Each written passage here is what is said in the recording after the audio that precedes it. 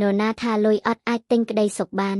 ការសិក្សាថ្មីបានរកឃើញហើយលុយពិតជាអាចទិញក្តីសុខបានមែនលុយមិនអាចទិញក្តីសុខសុភមង្គលបានឡើយសុភាសិតមួយនេះគឺអាចនឹងពិបាកស្វែងយល់បន្តិចព្រោះថាទស្សនៈរបស់មនុស្សខ្លះអាចនឹងយល់ស្របខណៈខ្លះទៀតក៏បែរជាគិតថាមិនត្រូវនោះឡើយមនុស្សមួយចំនួនធំគឺបានគិតថាពេលមានទ្រព្យលែងខ្វះមុខខ្វះក្រោយក្តីសុខរបស់ពួកគេបែរជាកាត់បន្ថយទៅវិញស្របពេលមនុស្សមួយចំនួនទៀតបានអះអាងថា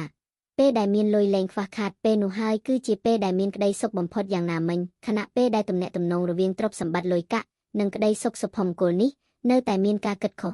នានោះឥឡូវនេះអ្នកជំនាញក៏បានសិក្សាលើសុភាសិតមួយនេះហើយក៏ធ្វើការពិសោធន៍លើមនុស្សជាច្រើនដោយជាលទ្ធផលទទួលបាននោះគឺរកឃើញថាលុយពិតជាអាចទិញសុភមង្គលបានពិតប្រាកដមែន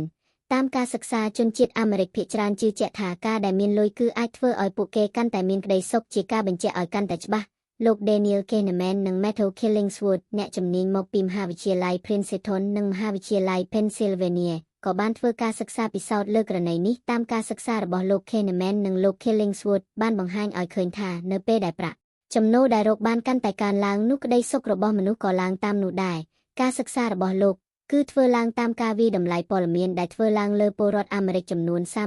33,000 នាក់ដោយអ្នកដែលមានប្រាក់ខែទាបបំផុតគឺ$10,000ក្នុងមួយឆ្នាំតាមរបាយការណ៍សិក្សាដែលបានចេញផ្សាយលើ Proceedings of the National Academy of Sciences អ្នកជំនាញទាំងពីររូបនេះបានធ្វើការប្រមូលទិន្នន័យដោយប្រើប្រាស់កម្មវិធីមួយលើទូរស័ព្ទដែលកម្មវិធីនោះបង្ហាញឲ្យឃើញពីអារម្មណ៍របស់មនុស្សប្រចាំថ្ងៃក្រោយមកពួកគេក៏បានធ្វើការកណនាទិន្នន័យដែលទទួលបាន